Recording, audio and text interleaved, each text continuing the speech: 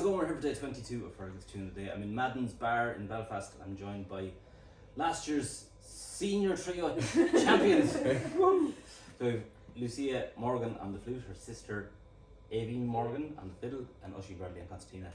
We are going to play. What are we playing? The Cedars of Lebanon. The Cedars, not the Caesars. Great old read. Thanks again for doing this. Right, after you. After three, yeah? Yeah. Or after two? Right. 1, 2.